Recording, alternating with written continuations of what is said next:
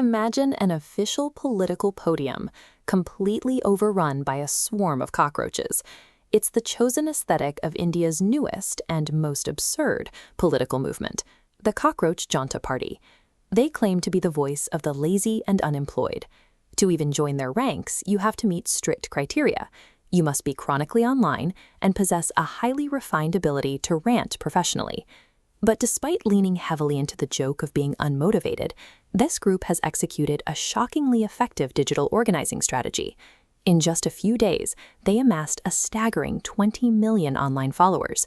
Look at this bar chart comparing social media reach. The Cockroach Janta Party's Instagram account alone sits at over 22 million followers. That is more than double the audience of the ruling Bharatiya Janata Party, the very establishment they are satirizing. A fully fabricated, tongue-in-cheek internet meme has managed to outscale the digital footprint of a dominant global superpower's ruling government, and the state noticed. Almost immediately after launching, the party's official website was taken offline within India. Their primary X account was also blocked. According to the group's founder, Abhijit Dipke, the retaliation went further than basic web censorship. He claims that both his personal Instagram and the group's accounts were actively targeted and hacked. Anyone trying to access their page is now greeted with this specific error screen, stating the account has been withheld in response to a legal demand. Officials deployed actual legal mechanisms to silence a self-admitted parody account.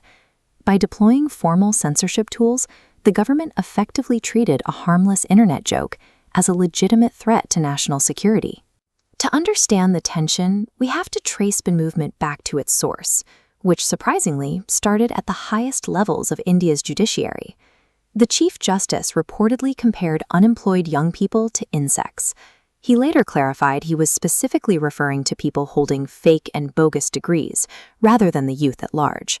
But the damage was done. Instead of retreating, young Indians flooded the internet. They reclaimed the insult, trending the hashtag #I2am a cockroach to unify their frustration. The joke quickly spilled out of the digital space. Young volunteers began appearing at physical cleanup drives and public protests, fully dressed in cockroach costumes. An elitist comment intended to dismiss a subset of the population accidentally handed an alienated generation a perfectly unified, untouchable brand identity. This frustration is backed by massive physical numbers. India is currently home to one of the youngest populations on the planet. This population pyramid breaks down the exact demographics. Out of 1.4 billion citizens, roughly half are under 30. But mapping current economic stagnation onto that demographic reveals a harsh reality. A massive portion of this younger base faces persistently high unemployment.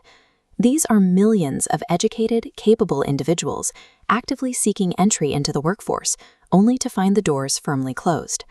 At the same time, their formal political participation remains highly limited, leaving them disconnected from the entrenched ruling class in power since 2014. When you have 700 million economically stalled youth who feel entirely ignored by mainstream politics, they are going to find a collective voice outside the formal system. The government's decision to digitally blockade the group's platforms backfired.